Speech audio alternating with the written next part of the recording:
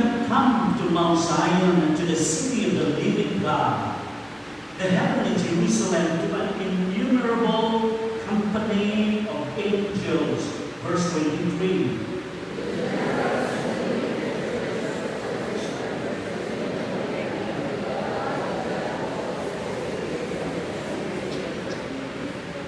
To Jesus, the mediator of the new covenant, and to the blood of sprinkling, it speaks better things than that of Abel. Verse 25.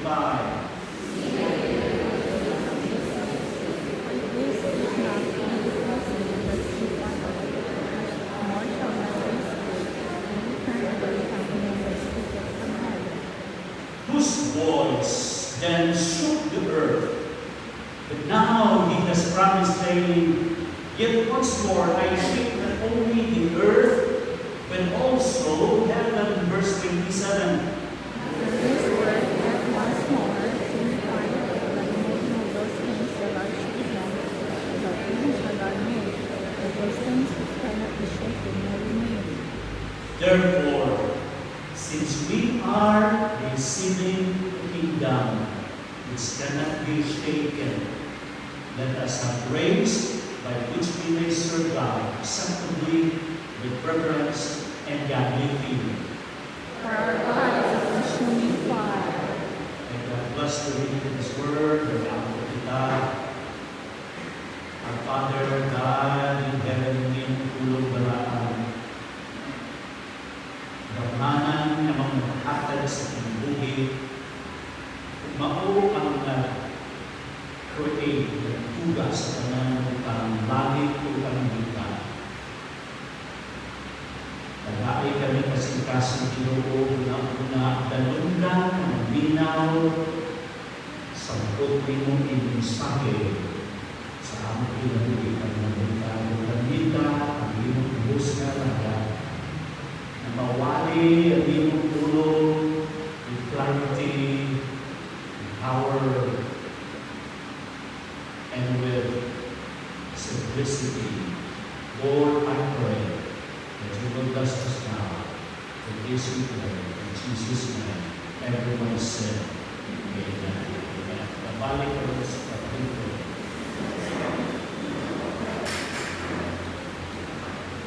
Sa atong 40 katuig sa pagwali, starting 1985, na ay mga panahon namuwali ka, namuwali ko,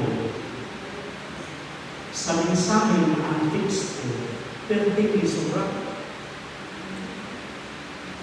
Maabot ka sa mga verses na lisod ka ayaw sabton, labaw, lisod iwali, kay wali mo nasabtan kung saan lisulti, ipasabot din na sa mga versikulo.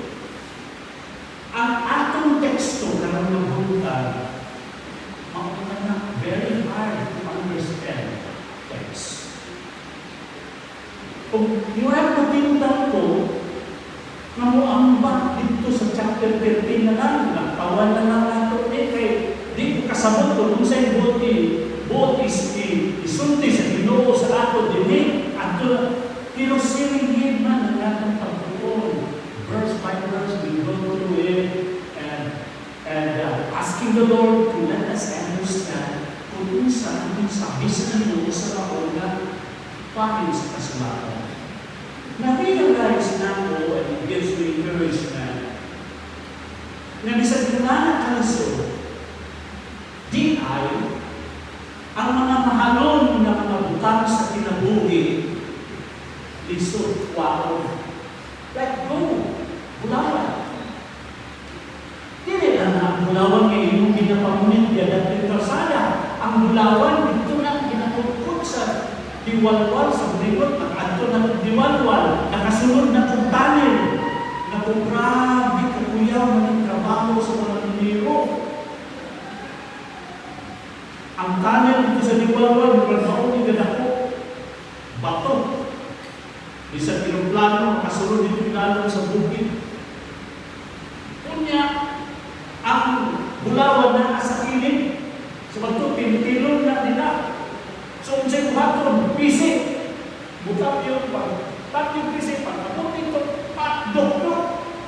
Ana na po, pag-bakit, dok-dok na po, hantod na makuha ko ba ito, gusto na napaon, ganun ay vina. Pero grabe kayo, so, ako nang lawa. As I think of the verses, it's very hard to understand. I know and I believe na doon ay bulawan ng mensahe pagtulunan kamatukuran ang Diyos para nimo, para nato, diini kabuntag na igsuon. And I believe God has a precious message for us today from these verses we have just read. Amen? Ang verse 18 to 29 niya ang dibasa, hindi ka rin. Basa ta. Is a continuation sa paghabit sa writer of Hebrews sa iyang habit na i-pursue. Diba? Verse 14, kung maatras ka, diba nag-ingon siya dito, pursue peace with everyone and holiness, diba yung niya, without which no one see the Lord. Pag yun ay pursue, iyan ang dipadayon ang iyang habit sa mga Kristuhanon. Nahatong pursue, yun nato, buhian, ganyan na pagtukan Kristo, kay man, ang problema sa mga Kristuhanon, dito sa gisulatan niya ng mga Hebrew believers, isulat, nimundan na sila pagtukan Kristo, mubalik sila dito sa reliyong sa Judaism, tungkol sa mga kasatuan ni Moises, o tungkol sa mga paglutos. They were persecuted, and so they felt that, mundan na lang. Pero, hahagit sila. I-pursue ninyo. Kung ang puno na pursue, ang buong ipasabot. To follow hard after, iinugid sundo, and without stopping, walay undan until you pursue. What you pursue is already in your hand. And ang pursue without, iinugid doon na aksyon yun nimo. Di kamundan sa pagbubod hantod niya. Nagkanunod daw sa istorya sa antilope o sa wolf dito sa Tibet. Ang antilope, kusog kayo ng dagan, madagan siya o 8 kilometers per hour. Samtang ang wolf, makadagan lang o 50 kilometers per hour. Ang antilope, kalpunon niya na, kalpunon niya na, muna niya kalpunon, ng wolf, ng pagkaon. So pagkakita sa wolf sa deer, pagdugdanay na sila, ang antilop din magpabiyak, singit na siya. Aspas kayo na natin. Ang wolf, layo kayo, bisan sa kapuso, pero ang naka sa wolf, endurance, makita siya. Hala, sige ka po ng wolf, ang deer, wala sa layo, siya naga, ako nagabukod, makita, nagira, hantong niya ang deer, maluya na siya sa makapoy na siya. Kung hinahinay na mahapsan na siya sa wolf, kung hantong niya, madakop siya sa wolf, makapon siya sa wolf. Mauna na picture sa pursue. Di ka muna, hantong hindi mo yun. Matakpan, di mo yung maangkol, di mo yung makuha, yes, di mo ang mga. Because mga Kristohano, the danger if we will not pursue, hindi yun tamang padayo, diha sa pagtuog ng Kristo, then you become like Esau. Sa verse 17, if you read verse 17, di ba? Say mo niya din for you know that afterward, when he wanted to inherit the blessing, he was rejected, for he found no place for repentance, though he sought it diligently with tears. Verse 16, this is talking about Esau. Kaya saan si Esau? Na na-mention mo siya istorya dito sa Book of Genesis. Si Esau, mao ang kamatulang ng anak ni Isaac. Ang iyang manggod niya si Jacob. Sa iyang pagkamatulang, naa sa iya ang panalangin nga ang kabtangan, inheritance, at padulog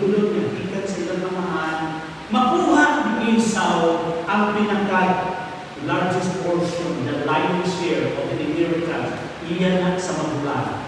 Magtatawag na ng birthright. Sa isang araw, si Esau nag-hunting, kaya hunter na siya, nang-hunting siya. Pag-abot niya sa tulay, apoy, uhaw, buto. Kung gusto siya mukha, pag-abot niya, naamtan niya si Jacob na nagagluto ng sabaw.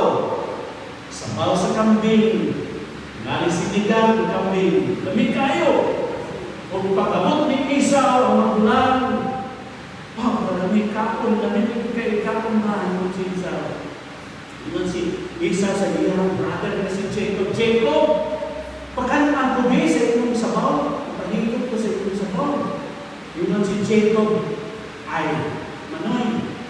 Dili tagin ka pahigop ko, tagin ka tagaan ng pagkaon. Dili natin sabaw. Kung dili mo ibaligya ang imong pagkamagulang, dili na ako.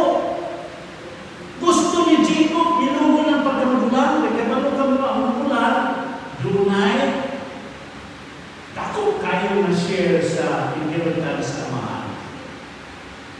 Si Esau at Pinon, nagsaon na natin ng aking pagkamagulang kung mamatay na ko sa grupo. So, ito siya, sige, Jacob, ako ihatag sa iyo ang pagkamagulang, again ko sa bawa. Bowl of soap. O, ikaon ni Esau, busog siya. But now, birthright, ang katubod sa pagkamagulang na anak ni Jacob. Sa dihang hapit na mamatay, hindi na mamahal na si Isaac. Diingon si Isaac kan Esau, kaya nibala ni Isaac, si Esau na ng magulang, butang na si Isaac na nakita na. Ingon siya, matil niya ang hapit na siya mamatay, naging siya kay Esau anak, dalha, pagdala, kung pagkaon din sa ako, katong pinakapaborito na ko, ay pagkaungan ng kaon ko, ino may pagkaon, ako nihatag sa iyo ang blessing. Nakadulog si Rebecca, ang mama. Kung nag-ingon si Rebecca sa kay Jacob, Jacob, galit. Kung dito ka din, ihaw na ito, na ito, binaka, lalo ka dito na luto sa papa mo. Dalhan dito sa papa ang pagkaon, ang ikaw iyang panalalingan. Big long story short, si Esau nabita pa dito sa deal na iyang inantin, si Jacob dito na. And may long story short, ang blessing gihatag ni Isaac dito sa kang Jacob. Sa eto na si Jacob, he thought he was Esau, but good. Kung di mong tanaw sa bagay, ang magulang ka rin si Jacob na, ang katulog sa pagkamagulang si Jacob, ay binatag na, mabigyan na, ni Esau ang iyang pagkamagulang at Jacob. So, bless si Jacob. Karon, man nakatalito na si Jacob, abot na si Esau, nag-prepare siya sa sudan, nagdala na sa pagpapapala, pagkaon-kaon na, kung niya, pagkakuman pa nalamin niya ako, nag-inunan niya, Papa, Isaac, uy! Esau, nahatag na ako ang blessing. I have already given the blessing. I thought it was you. Kung inon si Esau, dili ka to ako tatay. Kaya ako yung tinulog ni Esau, si Jacob, ginilog niya ang blessing sa iyang amahan. But look, listen, si Jacob nakaroon ang nakakuha sa birthright. Hindi baligya ni Esau, nato ka Jacob. Kung pagkaibalon ni Esau, pinti ang hinagtatay. Manuoy ka tatay. Napapagpalalaking diha. Panapaninin ko, yun si tatay niya. Sorry anak, ang tanan na blessing, ako nang bihatag ka ni Jacob. Kung mag-inom si Esau, tatay, kanang bisag gamay ka ng tatay ko sa blessing.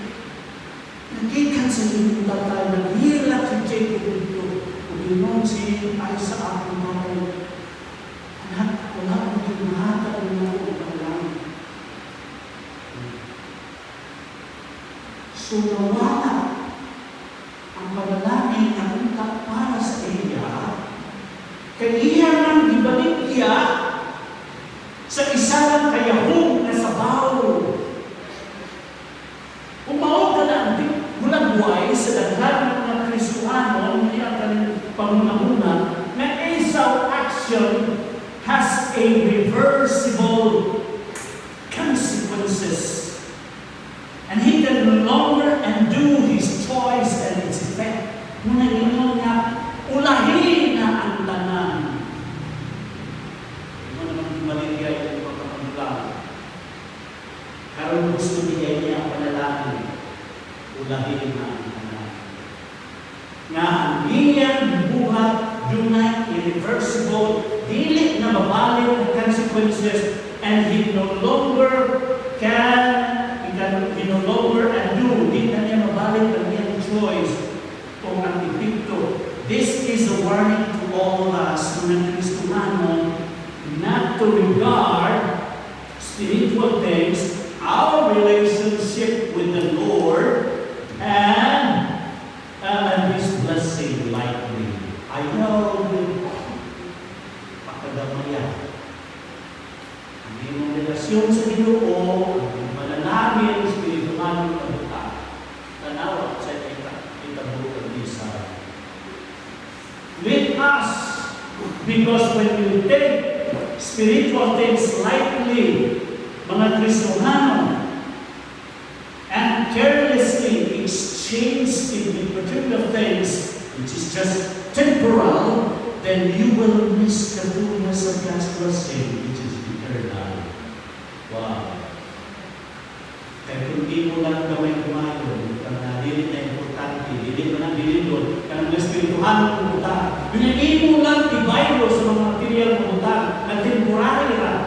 Then, mamiss mo ang fullness sa blessing. That's why, ingon din sa ating text, you are to pursue holiness, the things of God, because the end of it is receiving the unshakable kingdom.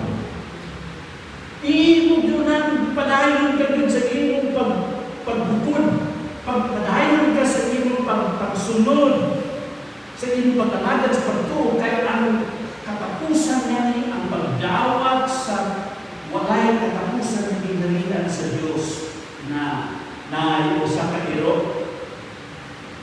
Kani nga iro, hunting dog.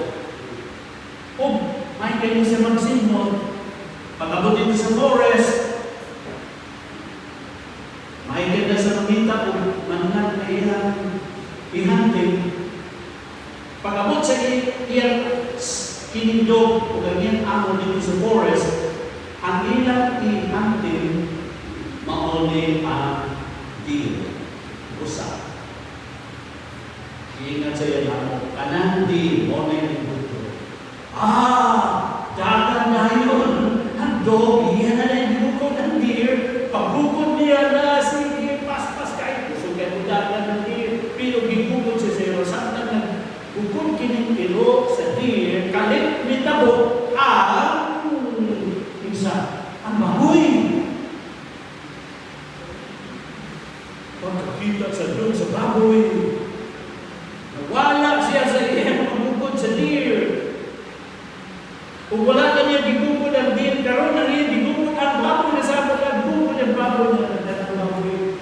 Wala man ang taksi, dagan, pero pinanang sukuya. Masukod na yun, pero ang dog na gigukod sa iya. Karoon na abot na niya maabot ang pin na magbukod ng taliya ni kalit o katabong ko sa siya ito mga rabbit. So nawala na po siya kaya ang pin. Tuwa na sa layo. Wala siya ang rabbit isa na niyang gibukod. Ang bukod siya sa rabbit. Basta nila rabbit yung usok ko ng mabla. Hapit ng taliya maaksan, pero di kalit o tabok di sa ito mga ilaga. Wala nang rabbit. Wala na siya. Gigibukod ang rat na po, ang ilaga na po. O sa katapusan na igsuol ng igala, ang rat na may niyang dapat.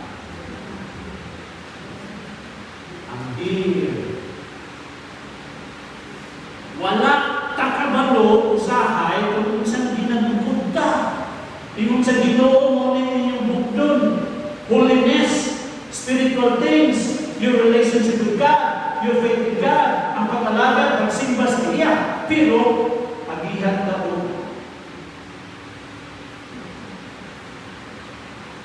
Mamaligyan ko po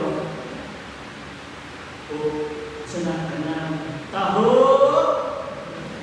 Kami ng taho. Pag-abot sa unahan, siguro, agihan na po ka kung saan po imo paspit, magkada na istorya mo, lalay na ka, pag-abot sa simbahan. Unsa man imong ginapuso, unsa man ginabukod nimo. The unshakable kingdom of God. Kanang ginarinan ng dili magkuba, magtulungan sa kanituran. Muna ninyo ni Apostle Paul in 2 Corinthians chapter 4, verse 18, niya, for we look not at the things which are seen. We do not look at the things which are seen. Wala nagtataw sa mga butang makita. Apang sa mga butang na dili makita. Kaya mga butang na makita, temporary na. Ang mga butang na dili makita, mako'y uluntan hanto sa kanituran. You see? We become sidetracked with so many material things, but look, do not carelessly exchange material things with spiritual things, which are the things that will last forever and eternal. Amen? May you understand that?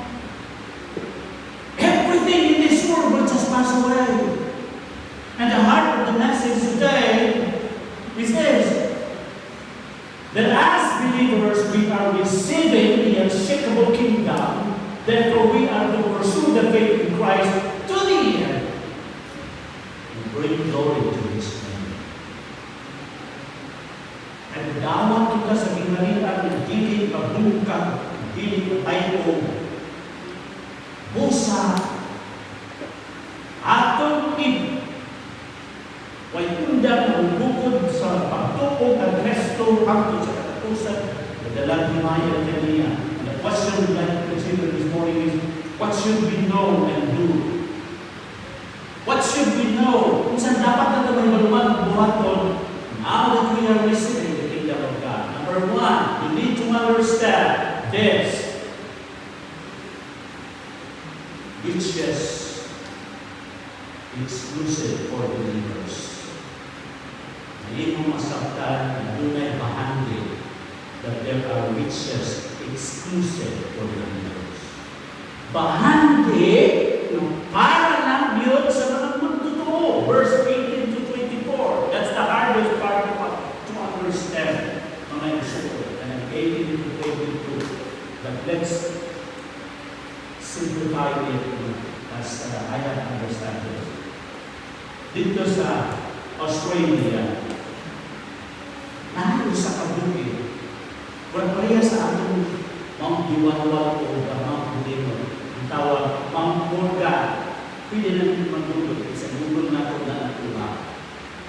Ang Mount Morgan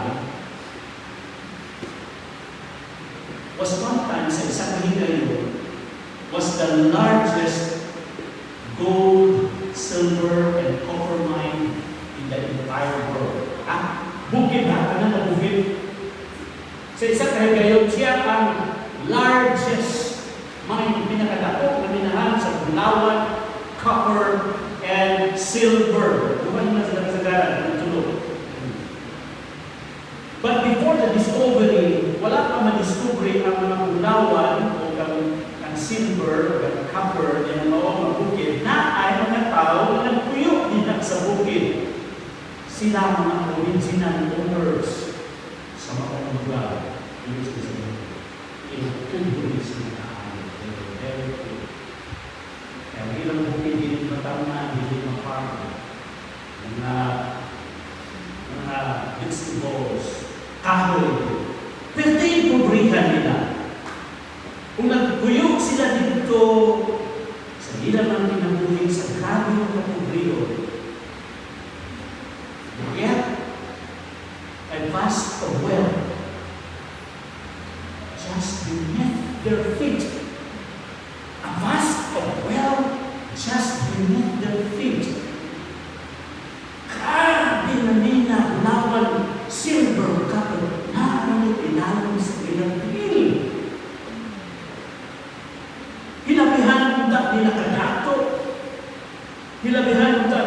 ayahay, magugaway, no? Rich unta sila. Pero ang ilang pagka-ignorante na naaibahan din nila, maoy na napupurin kanila. The only thing that separated them from living a rich life was their failure to discover the riches they already had in their possession. Kami talaga ito. Kasi palit ko sa ilahan, palito na mo na, Noy. Baluhan na mo ng ginapa. Bakit sila kayo tulog na natin bulawan nila? Nauna, daghan ng Kristohano, hawa hadisubli, ignorante sa mga bahande, nagibutang sa Ginoo sa imo, gideposito sa Ginoo sa imo, sa dihang ito o kakakasto. Namo na ingon sa Ephesians 1:3, kung sa inyo ni Apostle Paul ito sa Ephesians 1:3. Nadia, panahon ng mga verses. Kung sa inyo sa Ephesians 1:3, mauningin mo na, Blessed be the God and Father of our Lord, Jesus Christ, who hath blessed us with all spiritual blessing. Romans chapter 8, verse 17, kung hindi mo nang basahon, ang isulti niya, we are joint heirs with the Lord Jesus Christ. 1 Peter 1:4, kanang basahon na ito, 1 Peter 1:4, sa tingin dili sa verse, ini to an inheritance. Basahon verse 3, Blessed be the God and Father of the Lord Jesus Christ, who according to His abundant mercy has begotten us again to a living hope through the resurrection of Jesus Christ from the dead. Verse 4, tanawan ninyo, to an inheritance incorruptible and undefiled, and does not fade away, reserved in heaven for you. Wow! Pagdahan ng Kristohano, sorry sa ilang pagdalay ng sa akunan, pastor, nadi lang o ubring kahit ko, nawala mo diay isukon, na-discovery na ila.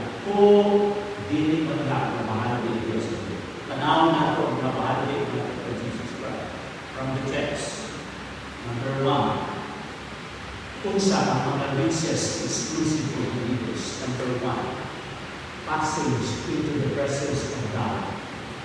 Access dito sa presensya sa Diyos. Walay bisag usa ka nato diri kapunta na sarap na makaharong sa pag-atubang sa Diyos. Sa atong pagkamakasasala o maatubang kita sa Diyos, sama niya ng wax, matunaw kita. We will be melted with the holiness of God.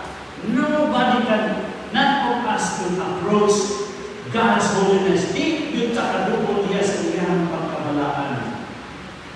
Maunang experience siya sa mga Israelites. Yeah. Notice. Yes, sa verse 18 to 21.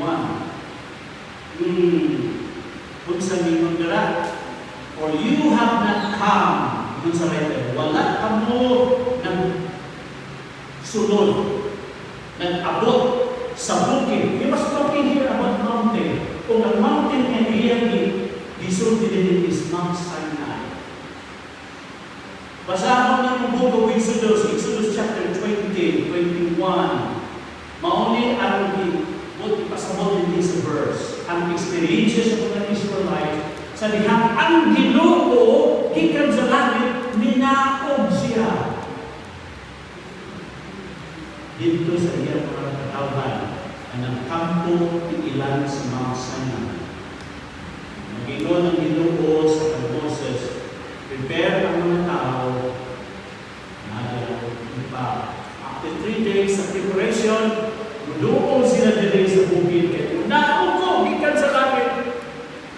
Moses, cuidado, warning,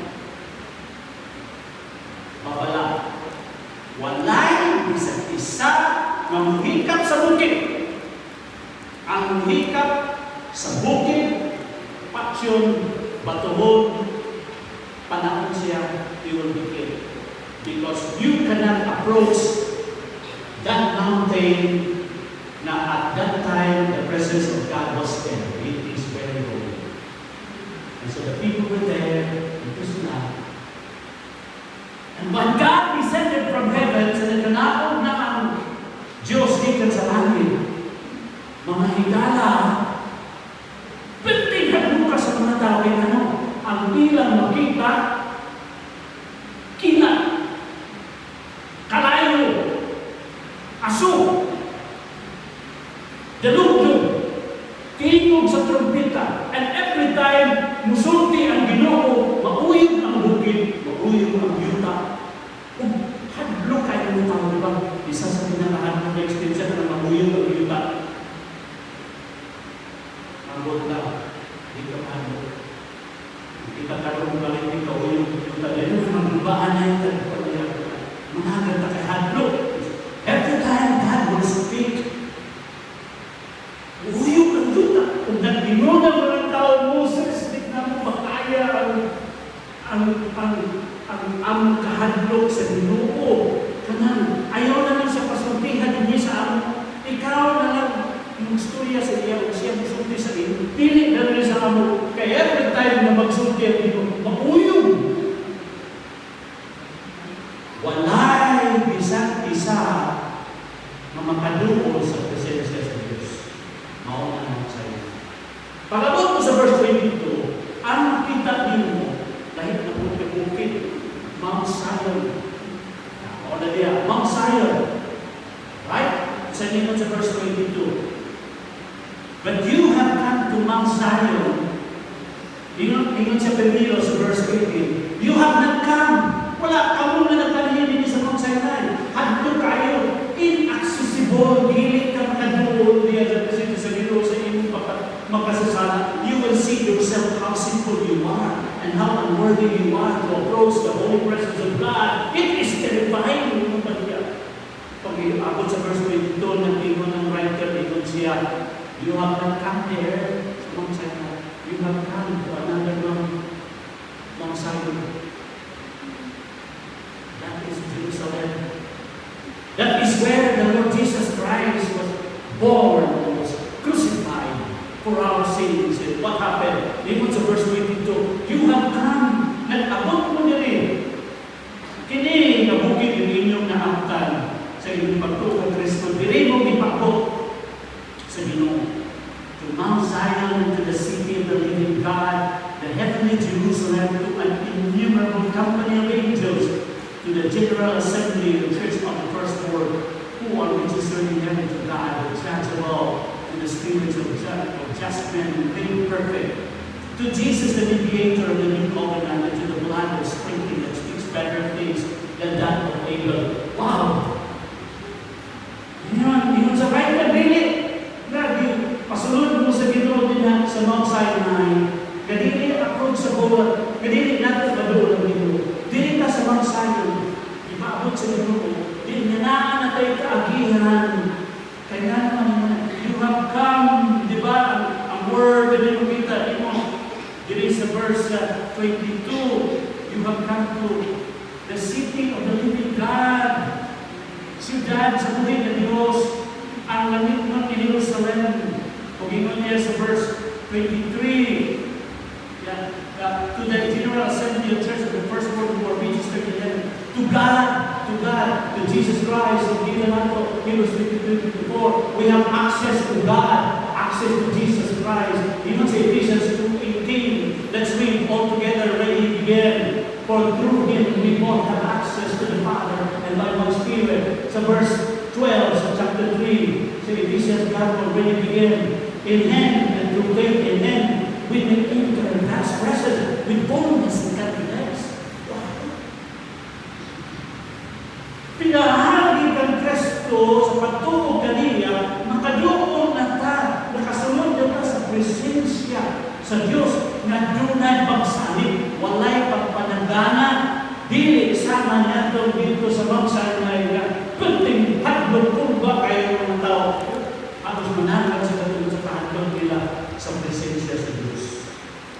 one of the richest exclusive believers is that God has given access into the Father. Naatay ka may sukol mo na isa kabutang hindi mahandin sa usap ng Kristuhan. That's why sa Hebrews 4:16 and beyond, let us come boldly to the throne of grace in times of need, that we may obtain help, mercy, and grace. Sa panahon sa pagpaminahan, we can come to the Lord. We can come to the Lord in prayer. We can come to the Lord in worship, because God has given us the passage. The second riches in Elias Christman, not only the passage into the presence of God, but also the privilege of joyous fellowship. The privilege of joyous fellowship, mga Kristuhanon. Isang mingon dire sa verse, ningon sa verse 22. Verse 22, before that, verse 22. Sa verse 22.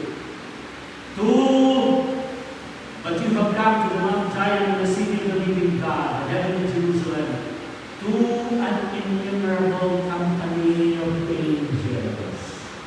And then to the church, you look at verse 23, general assembly and church of the firstborn, who are registered in heaven. Ako yung expound later on. But look, ang inyong suklan namin sa pagtulog ng Jesus Christ. Pribiliyo sa malipayon niya fellowship. Uban sa mga dilik mamihap ng mga anghel. Wow! Pagkanindot. Nindot ang kantas ng gayang people. Pero kapagod mo sa langit, kaya wala kayo suot. Dito yun ang pinaka-perfect na mga tingog sa angels. Di ba? Usay, basta guwapo ganyan na tingog ganyan. Di ba? Usay akong term na gamit ka na. You have an angelic voice. Pero kung nagtatanong mo sa tingog sa angel mo, kung yung tanong mo, angelic voice. So, angelic. Yung sa ganito sa langit, uban na ito ang mga anghel. Ang kanindog, nagpalusip na. And then, ingon sa pulong sa Ginoo sa Luke chapter 15 verse 10, in the same way, I tell you, there is joy in the presence of God's angels of one sinner or other. Pag naaga niyo sa katalan, maghinulsyon, magtulong, magdawat sa Ginoo. Mga anghel sa langit, nagkatamipay, nagkakanta sila, nagkadayin sila sa Ginoo. They rejoice! Every time na makadala ka sa katao, kadala kasi sa katao, nagto sa Ginoo, na magtuo sa Ginoo, Ginoo sa sila, kadalo ka kung sa, nagdala kang kalipay sa langit. Amen?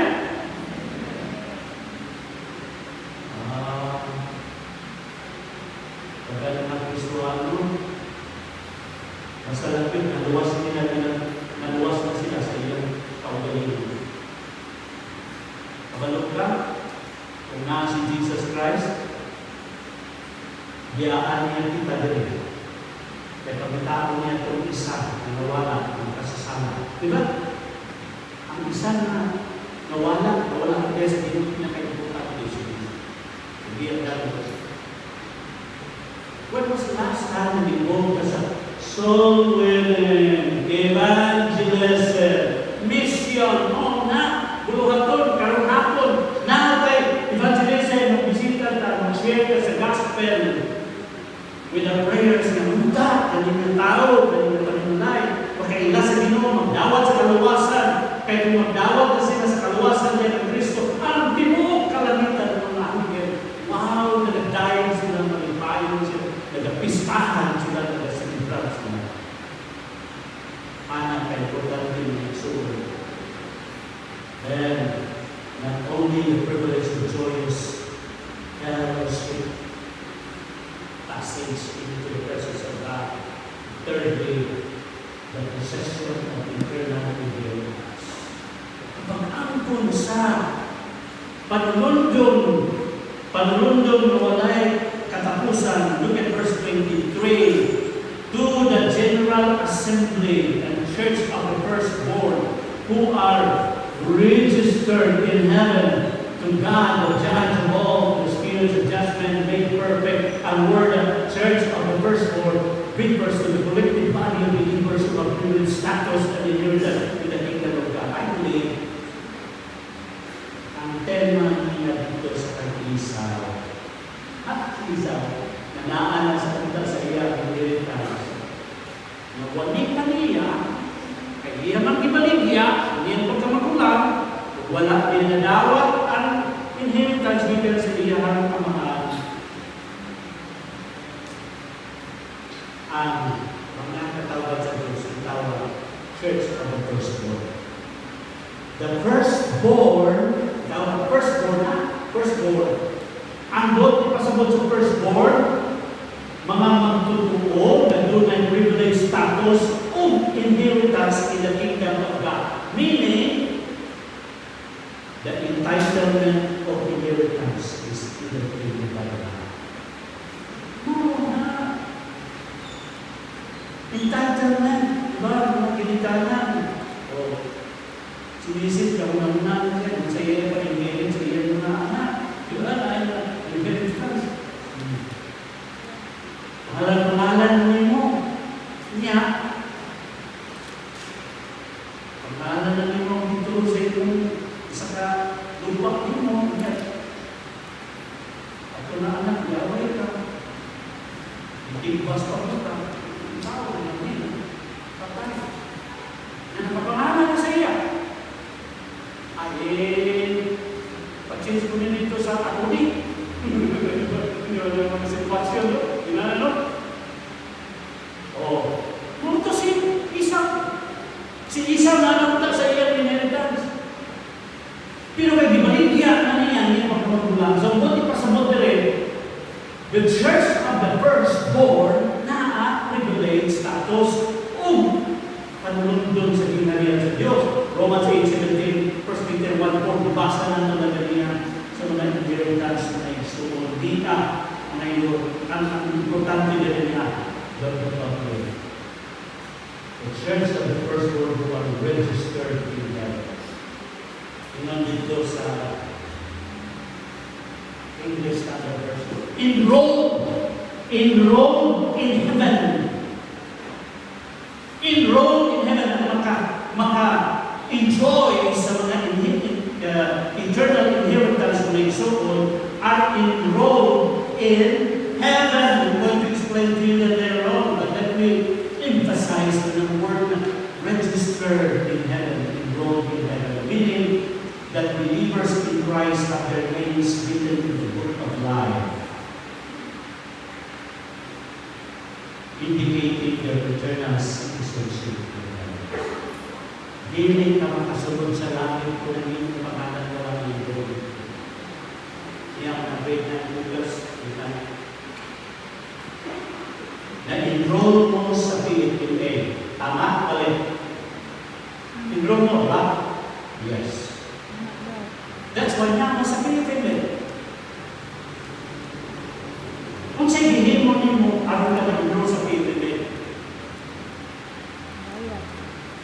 First, niyento ka sa PFA.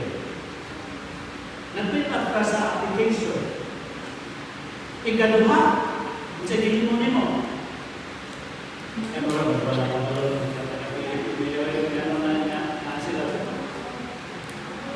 sabihin mo nimo, gibayaran nimo ang mga fees. Now, you are officially enrolled. Paano ka ma-enroll sa langit?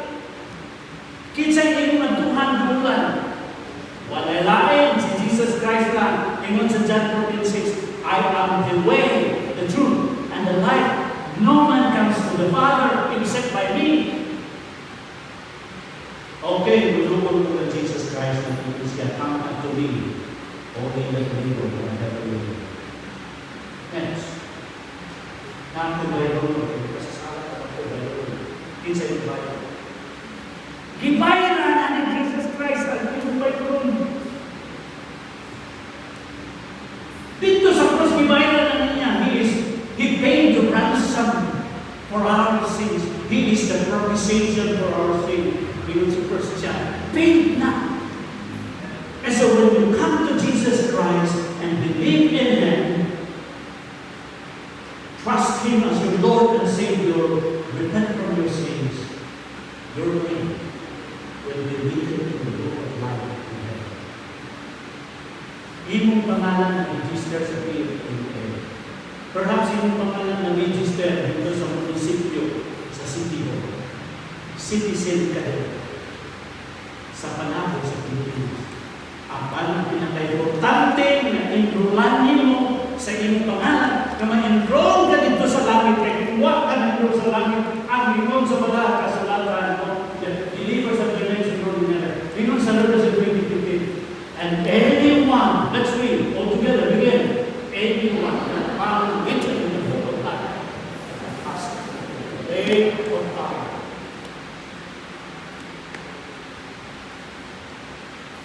Kung ang iyong pangalan wala dito na-enroll sa langit, asa ka pa yun?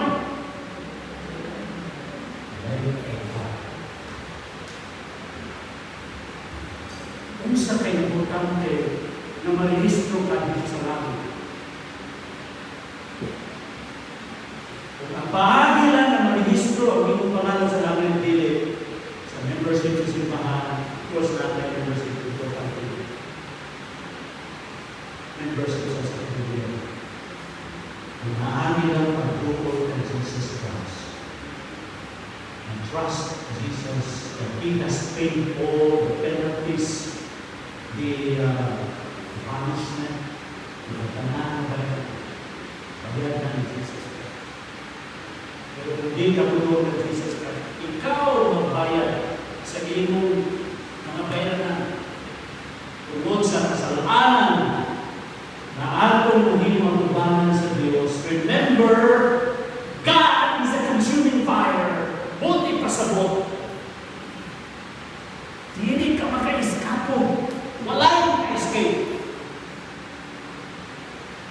Arayo, it speaks of God's judgment and punishment. But on the other hand, it speaks also of God's purification. Pinahali sa panahon. But then we go to the last one here. We will get here na isuon ang time to run ang dilihan mo yan. Not only God wants us to understand our riches, the riches exclusive for believers, but also God wants us to respond, to do response, or God wants us to understand the response expected from believers. Riches exclusive for believers. Now that we understand our riches in the Lord Jesus Christ, He has given us the passage into the presence of God. He has given us the privilege of joyous fellowship, and He has given us the possession of eternal inheritance. Kung sa iyong respond, na nanagawat ka. Number one, close attention to God's speech. Verse 25, isang ingon sa verse 25. See that you do not refuse Him who speaks. See that you do not refuse Him who speaks. For if they will not escape or refuse Him who spoke on earth, much more shall we not escape and turn away from Him who speaks from heaven. Verse 26, whose voice then shook the earth, but now He has promised, saying, yet much more shake not only the earth, but also heaven. Kapag mo ang sa verse 26, ingon siya, dili na nagiyuyog sa Ginoo sa iyang tingog ang Mount Sinai, ang palibot ng lugar.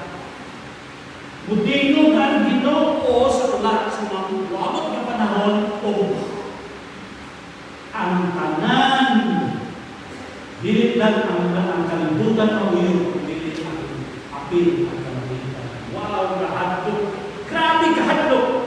When God will speak, mayroon siya masulog ang kalibutan, and the earth will be burned with fire and will be melted. Even the heavens. That voice you need to listen. Ang nawa ni mo na.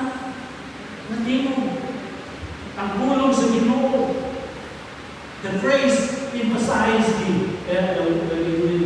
yet once more indicates the removal of those things which are shaken and some things that are made. The things which cannot be shaken may remain ng pabilin ng nabutan nga sa iyang paguyog ng pabilin ang pabilin o nabutan ng lubutan hanggang sa pagkuturan. Di naman kay subunan. Kani the praise emphasizes the importance of hearing from the very gospel. Paminaw nato, sundo nato ang tulong sa Ginoo sa atong kinabuhi. We are to pay close attention to God's word and not reject it and not allowing other voices and influence drown out God's voice. Kanang pagpamina nato sa tulong sa Ginoo, klaro gyud sa atong mga igdulumo. Ato yung ipa tunong na natong nalulugan because you know why? Because when you ignore, because God's word gives us salvation, transformation, instruction, direction, strength, as well as ang pulong sa Ginoo, nag-ahatag sa kinabuhi, nag-ahatag paglaon, nag-ahatag ng kabaguman, direksyon, kusog, paglaon, kasiguruhan. Munang pulong sa Ginoo, hindi mo na paminaw ng pulong sa Ginoo. Kung saan nag-ahatag na Ginoo, hindi mga butahan, yung ginangal sa iyong kinabuhi. God's word, and when you ignore God's word, mga isuot, there will be consequences. No one can escape. Wala yung ka-escapo. Kaya, ang punong sa inyo, paminaw ng pamahay, yun sa Ecclesiastes chapter 5:1, yun dito, let's read all together. Begin. Guard your steps when you go to the house of God. Draw near to listen rather than to offer the sacrifice of fools who do not know the way of the Lord.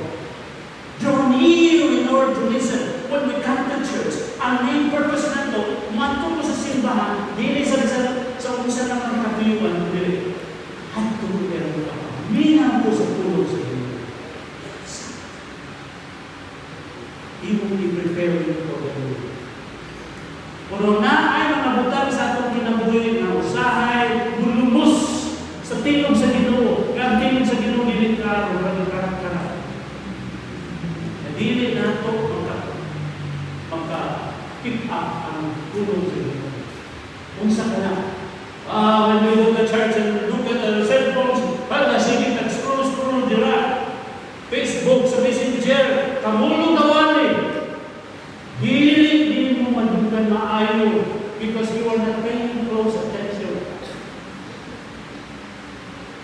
Or perhaps nasa sa simbahan, pero nakita dito, sige istorya, unsa naman si Duterte sa ICC, si Putin at si Trump nakita sa Alaska.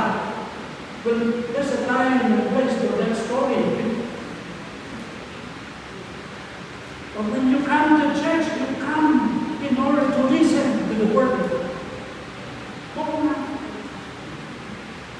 That's how we respond because God has given us this. We're pursuing to receive the kingdom of God. And then, second to the last year, ang dalawa not only pursuing or those attention in plastics, but also the theme of appreciation for eternal blessing. Wow, kung saan yung nito sa verse, Hebrews 12:28, kung saan yung let's read all together, begin. Therefore, let us be grateful for receiving the kingdom that cannot be shaken, and thus let us offer to God acceptable worship with reverence and awe. Verse 29, for God is a consuming fire. Wow, kung saan yung nito, tungod kay kita, okay, makadawat sa ginharian nga dili magtumpag ug magubah. Mulungkad hangtod sa kanang diri. Let us be grateful. Magpapasalamaton kita. The kingdom of God, masabtan nato kini the kingdom of God.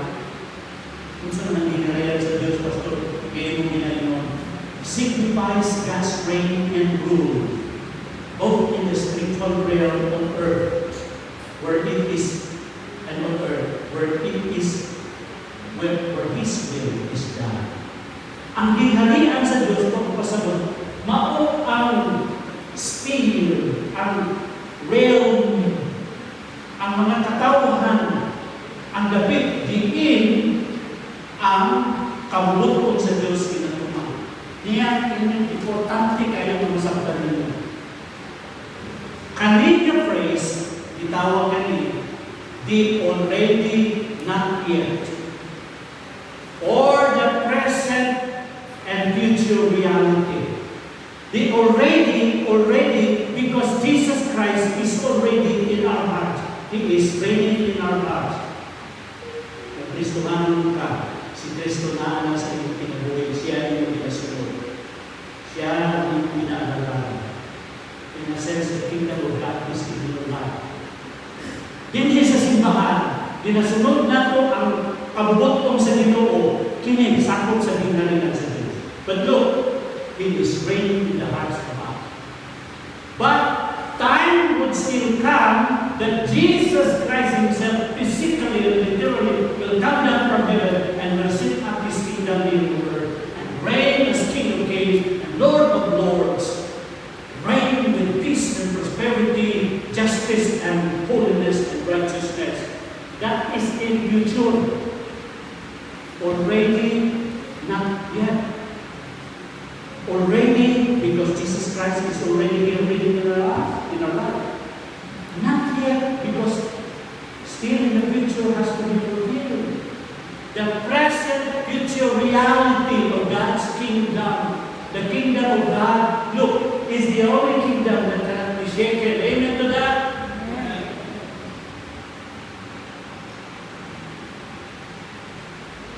Kingdom ni Duterte, mahalang na. Kalor kingdom ni Marcos, kapatawag-tawalan na sa amin. Kingdom sa Russia, kingdom sa Amerika, kingdom sa Iran. All kingdoms are united. Look at what is happening in the countries. Nagkakatuwa ang mga nasod ng hirap at ang ganit kung maabaan ka kayo. Paapaan nito sa China.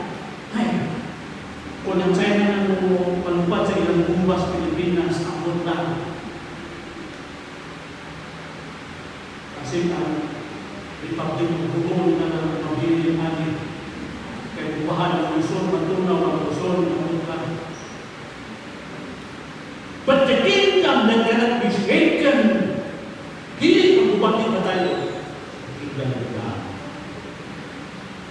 Every one of us needs a stable, safe, and secure place that we can put ourselves in.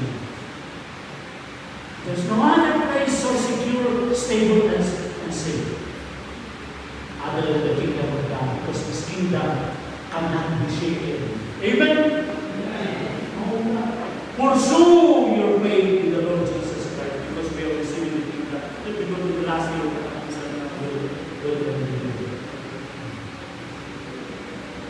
Because of that, let us continually be grateful for spiritual blessings. Pasalamat kita sa spiritual blessings. You know, when you talk to somebody next time, I know that you have many things to do, that you are thankful, you are grateful to the Lord. How about next time? Gusto niya ka mapasalamat dito. I am just thankful. Ngayon ka, mapasalamatan ako, luwas ako sa iyo. Naan ko lang pinabuhi na wala katapusan. Hanggang siya kinarihan, tinig na kayo. Yeah, it's okay na nagpasalamat ka. Pasalamat ko kay naka-daog ko sa rapid draw. Pasalamat ko kay nag-ibang ko nagpupan. Nagpapagod ng budget. Salamat po kay increase ng income. But have you ever thanked the Lord and forever grateful, joyfully grateful to Him because of the spiritual things He has blessed you? Hindi mo kaluwasan. Baguhan sa iyong kinabuhi. Hindi mo kasiguruhan na ikaw sulat na yung pangalan dito sa langit. That's the response expected of the believers having received the kingdom of God. Close attention when God speaks. Continual appreciation for the eternal nature. Lastly, correct adoration to the Holy God. On sa verse, therefore, let us be grateful for receiving a kingdom that cannot be shaken. And thus, let us offer to God, isa daw yung niya, nahanap naman, isa daw, what's the word? Acceptable worship. Acceptable worship. Every time we come for worship, we need to ask ourselves, Lord, is my worship acceptable to you? You know, acceptable ba? Nalimpay ka ba sa ating pagsimba sa iyo? Tama ba, Lord? Nakapahimot pa ang ating pagsimba sa iyo. We come Sunday after Sunday, and sometimes we just take it for granted the fact that, oh, how needful it is for us to be offering to God acceptable worship. Correct adoration. Worship is a response to who He is and what He has done to us. Ang worship din na inod nga, nag-enjoy ko sa worship kay nindot kayo ang kanta. Nag-enjoy ko sa worship kay nindot kayo ang programa. Nindot kayo mga singers, nindot kayo mga tao, nindot kayo ang lugar. No, ang worship din bahin sa ato. It's not about us. Worship is about God. We worship Him because of who He is. Here of the Diyos, consuming fire in this verse 29, and what He has done to us. An acceptable worship comes from a heart that is overflowing with great gratitude, deep respect, and gratitude. Mauna ang acceptable worship. Acceptable worship is not because bindot at sa mina. Hindi our best. Ang acceptable worship dili na sa uban na bukan. Ang acceptable worship nagagikan sa kasing-kasing na nag-aawas sa dako na pagpasalamat ug sa laong na respeto kataha sa Dios o Dios doon na kaadlok. That is what it means, acceptable worship with reverence and fear, with reverence and awe. Because we have a God who is a consuming fire. Psalm 19:14. Let's read this all together in the kita will never rest time. Down on the front. All together, prayer. Sa Psalm 19:14, Psalm begin. Let the words of my mouth and the meditation of my heart be acceptable to you, the Lord.